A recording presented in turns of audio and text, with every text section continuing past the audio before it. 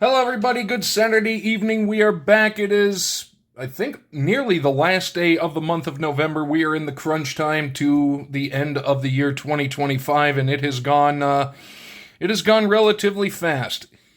Before we get into it, it hit me earlier that the past two episodes, yesterday and last Saturday, I got skunked twice in a row.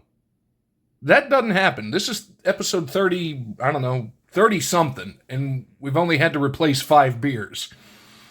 But the fact that 2 of them were in a row, very weird. Hopefully that doesn't happen this time. Sliding in, and actually we have had the older, well, not the bigger brother, it was a bigger bottle, but weirdly the younger brother of this one. This is Mikkeller. This is the barrel-aged Texas, I think it's Texas Ranger is what it's actually called. It is a chipotle porter, and a porter brewed with chipotle chilies. However, this one, unlike the last one, this one is barrel-aged in a Speyside whiskey barrel. And the Speyside scotch is not the peaty stuff. It's more fruity. It's more sweet, whereas, what would the really peaty ones be? Islay? I think the Islay scotches are the much peatier and smokier ones. But this is from 2015. It is from Mikkeller Brewing and actually was brewed and bottled in Copenhagen, Denmark. 6.6% Chipotle porter aged in a Scotch barrel. And that did not work. Come on. There we go. Bottle opener is giving me problems. Let's give it a sniff and see if we're okay. Yep, we're good. Yes, we are. And we've got our bar mug. Not going to be a lot of carbonation, I don't think. I can kind of, give it a false read. But we will take that. Give it a sniff in the mug. Yeah, we're going to be good.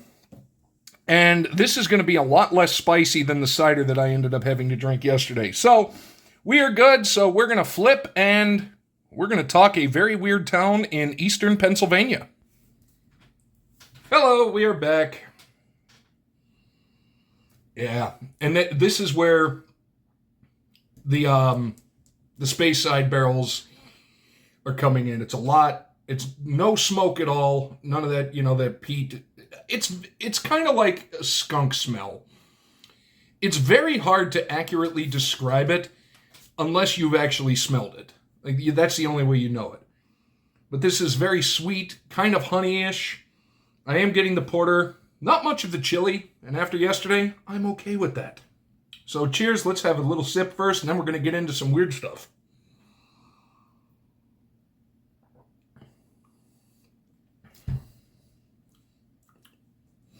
Don't really taste any peppers, and I'm fine with that. But I do get the hint of the wood, a little bit of the sweetness from the Speyside whiskey, the bitterness of the porter and the coffee in it. Yep. This is a good one. And it's medium alcohol, 6.6%. So, and shockingly, for 10 years old, it held up rather well. So, we've seen the thumbnail. How many of you guys have actually heard of the town of Centralia, Pennsylvania? Could possibly be some of you guys. It's notable, and you can see it's just a very small coal mining town in eastern Pennsylvania. But it is notable for one small, well, not really small, but one interesting fact. There has been a coal fire raging underneath the town since the 1960s. I will repeat that because I think it bears repeating. A coal fire that has been burning constantly since the 1960s. 1962, more to the point, is pretty much they can best figure it. Essentially now, it has become a ghost town because that's dangerous. Like, extremely dangerous to have a massive coal fire burning underneath the city. Essentially, all the real estate in the borough was claimed by the Commonwealth of Pennsylvania under the eminent domain law in 1992. In 2002, the U.S. Postal Service discontinued Centralia's zip code, 17927. That zip code does not exist anymore. And there's still people that live there, mind you. 5 people as of 2020. But at the time, in 2013, there were 7 people living there. And the state and federal government, I think actually mainly just the state and local government, not federal, they have nothing to do with this, came to an agreement with the remaining residents that upon their death, all of their property would revert to the Commonwealth of Pennsylvania under the laws of eminent domain. And that's where it's going to be. Once the 5 people remaining in Centralia, Pennsylvania are no longer with us, that town is essentially gone. Nobody is permitted to live there. There are no public works. There is nothing for that town anymore. Just 5 old-timers that are just bullheaded enough to not want to leave. I think there's still 5 left. But like I say, as of 2020, only 5 people remained living in the borough. Let's go back, just do a little quick history on it before we talk, a bit about the mine fire itself, which is, you'll see in a minute. Incorporated as a borough in the year 1866, that part of the country, Northeast, especially like Eastern and essentially Pennsylvania, what was the industry? Coal mining. That's right, anthracite coal mining. And according to numbers of the federal census record, the maximum population of the town came in the year 1890 with 2,761 people living there. Essentially, it was a mining town. Or, in Pittsburgh, we had a lot of mill towns for the steel mill. I got to lower that. That was angering me. So it had 7 churches, 5 hotels, 27 saloons. They know their priority. 2 theaters, a bank, a post office, and 14 general/grocery stores. At its peak in 1890. And then 37 years later, the production of anthracite coal, which is the coal that is mined in that part of Pennsylvania, reached the absolute peak. However, the following years, coal production started to decline mainly because a lot of the coal miners had left to join the armed forces for World War I. So let's move up a little bit. We're going to the 1950s now. In 1950, the Centralia Council acquired the rights to all of the anthracite coal beneath Centralia through a state law passed in 1949 that let them do it. Now that year, the federal census said there were 1,986 people living in the town. And coal mining continued in the area until the 1960s, but at that point, most of the coal companies had shut down and moved out of the area. And this is the weird kind of thing about a lot of these towns in Pennsylvania, West Virginia, that whole area. They were boom towns because of the coal mines. They found a coal seam or a coal vein, built a town around it. But what happens, like any other city, like look at the Rust Belt, what happens with any other city where the industry that's tied to the city goes away? You look at like Bethlehem, Pennsylvania, when Bethlehem Steel went away, Johnstown, Pennsylvania, the same way. A good part of Detroit with the automotive industry, Pittsburgh ran that risk when the steel mills, kind of shut down in the, what I guess probably early 80s is when the real steel production in Pittsburgh ended. But they bounced back, but a lot of these smaller towns especially just weren't able to. Beer time. Oh, it's getting really sweet. Really sweet, a lot of honey, and I am really liking it. It's kind of ironic that with what we're talking about, it actually would have been better had it been something a lot more smoky, but we takes what we can get. So now, they still don't really know exactly what started the mine fire. They have some really good theories, and basically the prevailing theory is this. We're going to go up to May the 7th. The year is 1962. And the Centralia Town Council met to discuss the approaching Memorial Day and how they have to go about cleaning up the landfill. Because essentially the landfill had been introduced earlier that year. It was a 300-foot wide, 75-foot long pit. And for all my metric friends, that's 91 by 23 meters. And it was basically put in a 50-foot deep 15 meter, but a 50-foot deep old strip mine that they thought had been cleaned out of all the coal. So basically now people are just dumping all of their garbage, either legally through the town doing it or people just doing it illegally on their own. They're dumping all of their garbage into this pit. And that's just not good. So now the town is like, okay, we need to figure out a plan to clean this up. The mine, they thought, had been cleared earlier in 1935 by a gentleman named Edward Whitney, because it came really close to the edge of the property of where what was the Oddfellows Cemetery in Centralia sat. So this is on May the 7th. We're going to have to advance 20 days to May the 27th. They lit a fire to burn the garbage in an old abandoned coal seam or coal mine that they thought, mind you, was empty. So after they burned the trash, they doused it with water to kill anything visible flame-wise. Well, here's the problem. 2 days later, May the 29th, they're still seeing flames. So now they hook up hoses to the water sources on, I think it actually was Locust Avenue in downtown Centralia, and decided to put the fire out again.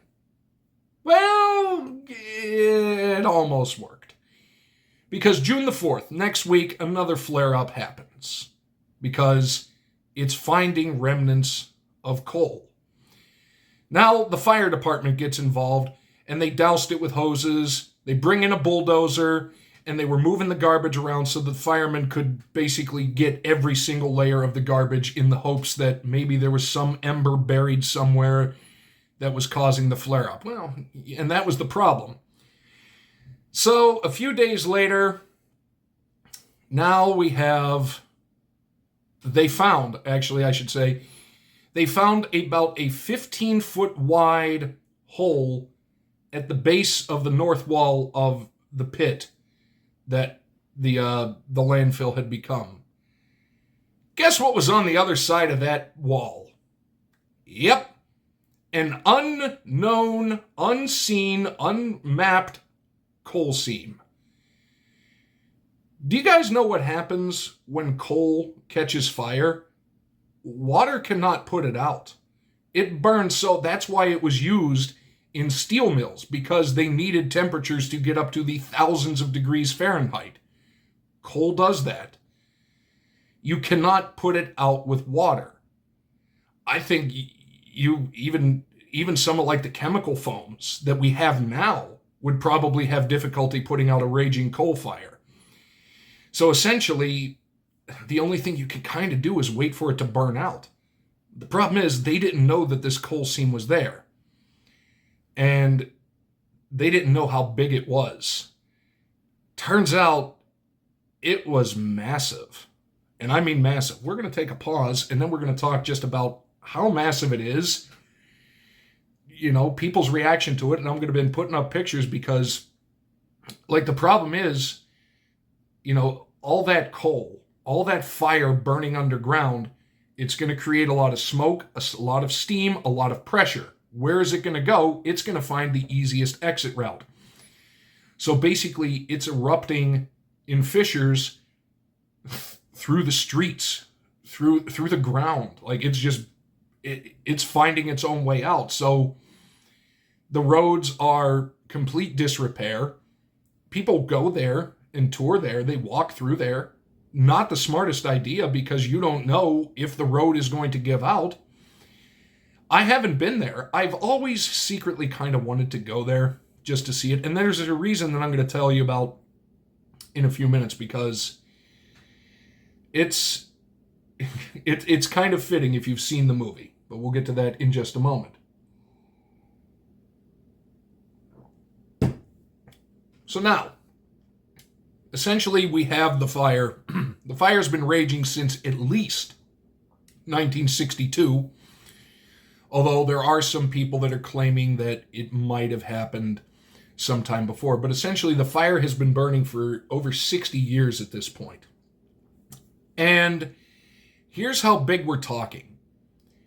It is burning at the depth of up to 300 feet below the ground, 90 meters, over an 8-mile stretch of 3,700 acres. That is a lot of coal. It is a massive coal seam. And like I say, you can't really put it out. Water is not anywhere near good enough. Like, water would pretty much evaporate before it even hit the flame just because of the ambient temperature. Chemical foam, especially back in the 60s in small town Pennsylvania, that wasn't doing anything. Like I say, they tried for almost over a week to extinguish this fire and didn't do anything. So what do you have to do? You have to let it burn out. So here's the thing, though. They've estimated, even at the current rate it is burning, and the fact that it has been burning for 63 years, conservative estimates say that the Centralia mine fire could burn for about, I think they say conservatively, about another 250 years.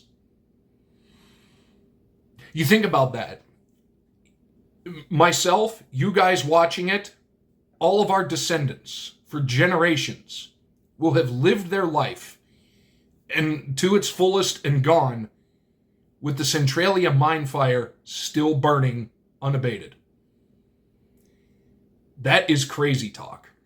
And especially because essentially it started, kind of as, you can almost say kind of as an accident, but at the same time, you got to look at it. It's a coal town.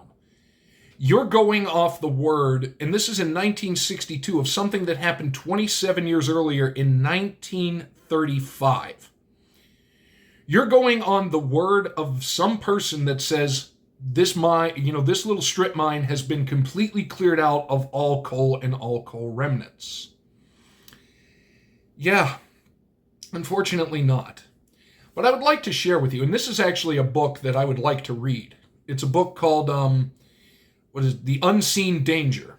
It's got the fuller title, but it's about the Centralia mine fire by an author named David de Kock. I think it was written in 1986. There was a quote, and I think this quote bears hearing because it's pretty powerful. And this is directly from the book. "This was a world where no human could live. Hotter than the planet Mercury. Its atmosphere as poisonous as Saturn's. At the heart of the fire, temperatures easily exceeded 1,000 degrees Fahrenheit. For my metric friends, that's about 540 Celsius. Lethal clouds," and this is true, they have measured it to insanely lethal levels.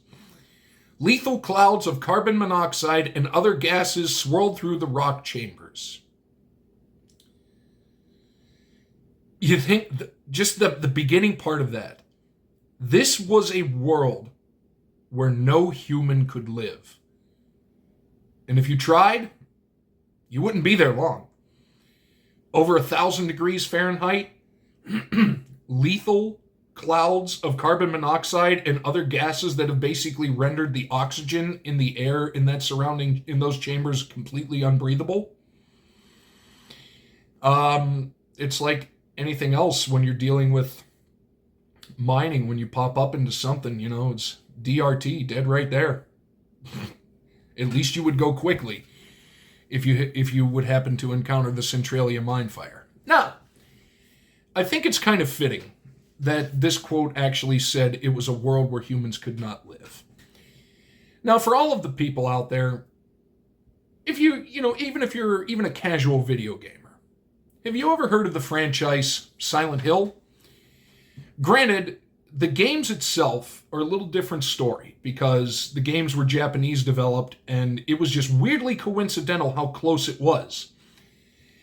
However, here comes the year 2006, and the film version, the film adaptation of the franchise Silent Hill comes out. Poster there, Zach. Roger Avery was the writer of said movie. And when he wrote the movie, he wrote the town, another picture, of Silent Hill to kind of look like that. That was his vision. And do you know why that was his vision? Granted, they filmed this movie somewhere in Ontario, I believe, but he has admitted in numerous interviews he based the idea for the fictional town of Silent Hill off of the town of Centralia, Pennsylvania, and the mine fire. Because if you ever watch the movie, you'll see like the steam fissures coming up, the dark clouds of smoke, the creepy ambience, the monsters, but that's, because it's a movie. But the fact of the matter is, this off-putting, very disturbing town was essentially brought to the silver screen by somebody modeling it after this tiny little town in eastern Pennsylvania because of a coal fire that had been burning since the 1960s. It's just, and you saw the thumbnail, that there aren't many pictures of modern day Centralia, just because I think they've really started cracking down on people going there. But we're going to take a sip and we're going to pause for the cause.